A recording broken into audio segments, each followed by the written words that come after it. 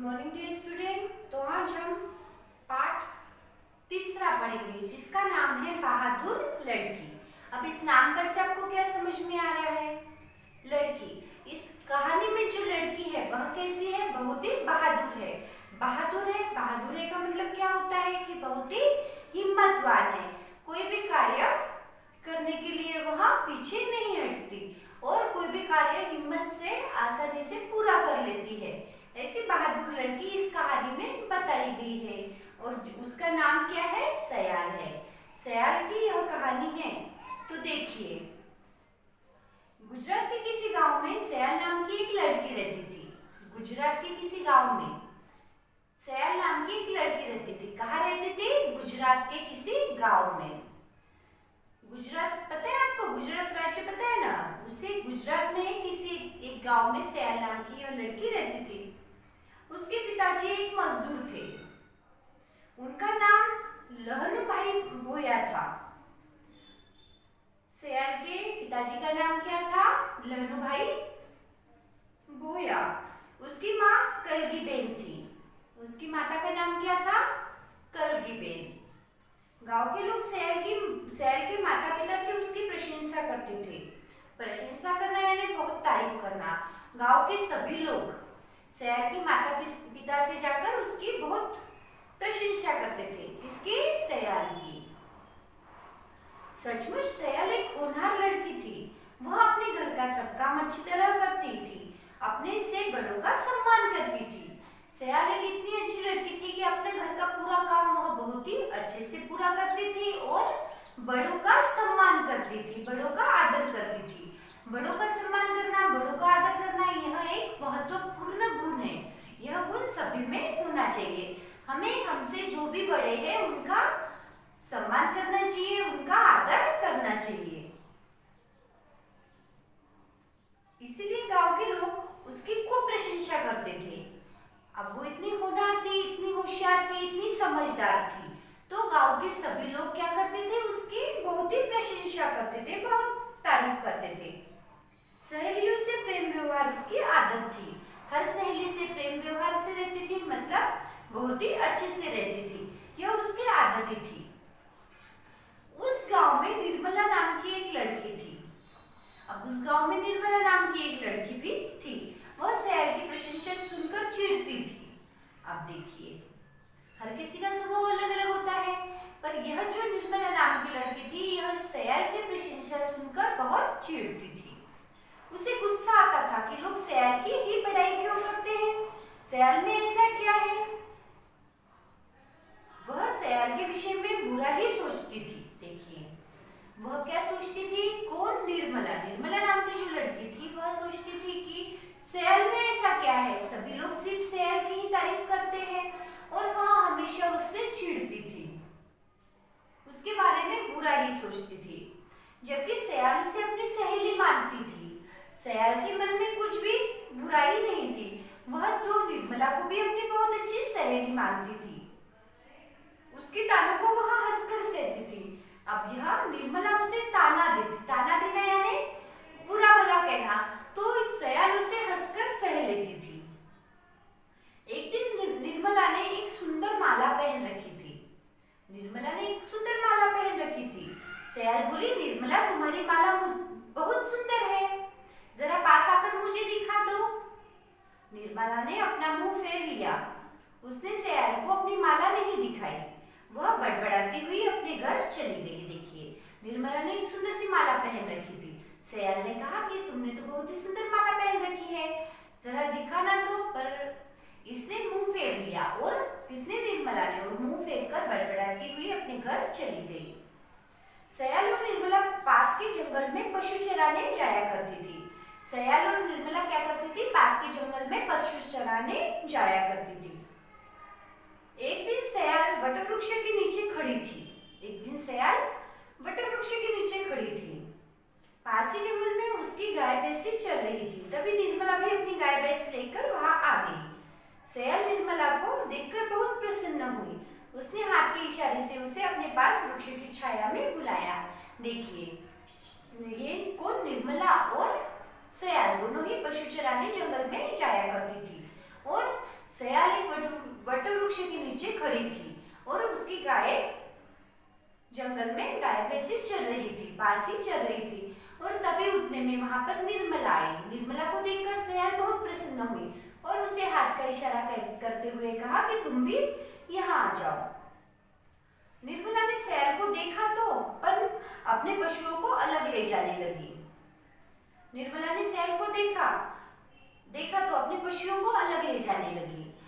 देखकर भी अनदेखा कर वह दूसरी ओर ले जाने लगी अपने पशुओं को, गाय भैंसों को। सयाल ने कहा, निर्मला अपने जानवरों को इधर ही ले आओ। फिर सयाल ने जोर से आवाज लगाई। सयाल ने कहा, निर्मला अपनी गाय भैंसों को इधर ही ले आओ, यहाँ छाया भी है और दोनों मिलकर खेलेंगे भी। देखिए, गाय भैंस भी चल लेंगे, यहाँ पे छाया भी है और हम दोनों मिलकर खेल लेंगे, ऐसे सयाल कहती है। परंतु निर्मला मुंह बनाती हुई दूसरी ओर अलग चली गई। उधर घास भी हरी भरी और कुछ ऊंची थी। पशुओं ने चरना शुरू कर दिया। देखिए, इतना कहने पर भी निर्मला अपनी गाय भैंसों को अलग लेकर चली गई और वहां पर घास भी थोड़ी ऊंची थी, वहां पर पशुओं ने चरना शुरू कर दिया। निर्मला छाव की तलाश में एक झाड़ी के पास पहुंची। निर्मला छाव की तलाश में एक झाड़ी के पास पहुंची। झाड़ी में एक सांप था।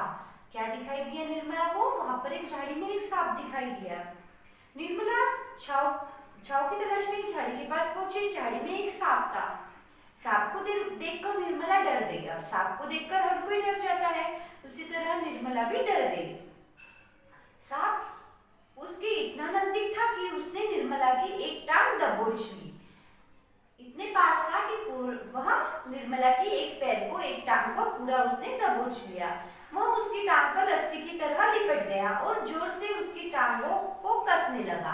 पूरी टांग पे वह रस्सी की तरह लिपट गया निर्मला के। तो निर्मला बहुत डर गई थी। निर्मला चिल्लाई, बचाओ बचाओ। निर्मला की चीख सुनकर सयाल दौड़ती हुई वहां आ गई। देखिए, निर्मला की चीख सुनते ही सयाल उसकी मदद करने दौड़ती हुई वहां पर आ गई। उसने निर्मला की टांग पर लिपटते हुए सांप को देखा। उसने बिना देर किए हाथ में पकड़ी लाठी सांप के फन पर मारी। वह तिलमिला गया। देखिए, सयाल उसकी मदद करने वहां आई और उसने देखा कि सांप पूरी तरह निर्मला के पैरों को जकड़ कर बैठा है। तो उसने अपनी लकड़ी ली और लकड़ी सीधी सांप के फन पर मारी और सांप तिलमिला गया। सयाल बोली, निर्मला घबराना नहीं, मैं आ गई हूँ। देखिए, सयाल क्या कहती है, निर्मला घबराना नहीं, मैं आ गई हूँ। देखा जाए तो निर्मला क्या करती थी, उससे नफरत करती थी और उससे बुरा व्यवहार करती थी। तो भी सयाल ने बिना सोचे समझे कुछ भी विचार किए क्या करा, वह वहां पर उसकी मदद करने वहां पहुंच गई। निर्मला घबराना नहीं, मैं आ गई हूँ। किसने कहा? सयाल ने। सयाल सांप के लपेट खोलने लगी। सांप ने अपनी पकड़ और मजबूत कर ली। सयाल इतनी हिम्मतवान थी, वहां सांप की लपेट खोलने लगी और सांप ने अपनी पकड़ और मजबूत कर ली। सयाल ने निर्भर होकर सांप के फन को पकड़ा और उसका मुंह खोलने लगी। अब देखिए, इसीलिए सयाल को बहादुर लड़की कहा है। वह उसने क्या किया, सांप के फन को जकड़ कर पकड़ लिया, जोर से पकड़ा और उसका मुंह खोलने लगी। निर्मला घबराकर बोली, यह तुम्हें डस लेगा। सयाल बोली, मैं इसके जबड़े को लाठी से तोड़ दूंगी, तुम मेरी चिंता मत करो। सयाल ने पूरी ताकत से उसका जबड़ा फाड़ दिया और सयाल ने पूरी ताकत से उस सांप का जबड़ा फाड़ दिया। उसके हाथों से खून बह निकला, लेकिन वह सांप के फन को दबाने में सफल हो गई। सांप को मारने में वह सफल हो गई। सांप की लपेट ढीली पड़ गई। सयाल के कहने पर निर्मला ने अपनी टांग निकाली और सयाल के कहने पर निर्मला ने अपनी टांग निकाल ली और वह उस सांप से बच गई। सयाल ने कहा, निर्मला तुम फौरन यहाँ से भाग जाओ। निर्मला तुम फौरन यहाँ से भाग जाओ, ऐसा सयाल ने कहा। मैं अभी आती हूँ। निर्मला चली गई। सांप ने सयाल को दबोचने की कोशिश की।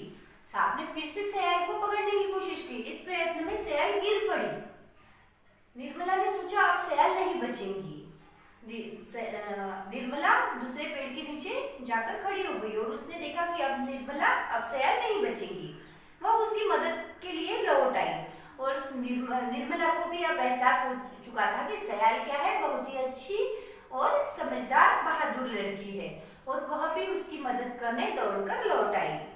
तभी उसने देखा सियाल ने लाठी की सहायता से घायल सांप को झाड़ी में फेंक दिया। सियाल ने जो सांप था, घायल हो चुका था, उस सांप को लाठी की सहायता से दूर झाड़ों में फेंक दिया, झाड़ी में फेंक दिया। वह धीमे धीमे रेंगता हुआ चला गया। यह था बहादुर लड़की सियाल का कमाल। यह था बहादुर लड़की सियाल का कमाल। उसने निर्मला की जान बहुत ही बहादुरी से बचाई। वे दोनों एक दूसरे का हाथ पकड़े वहां से दौड़ते हुए वटवृक्ष के नीचे पहुंची।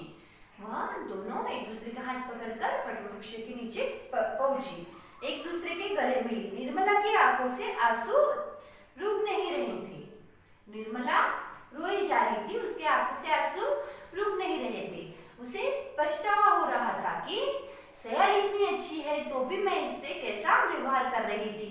और उसके बाद निर्मला भी सियाल से अच्छा व्यवहार करने लगी और अच्छे से रहने लगी और दोनों गले मिले और फिर वहां से घर चले गए। देखिए यहाँ पर हमारा पाठ पूरा हुआ जिसका नाम है बहादुर लड़की।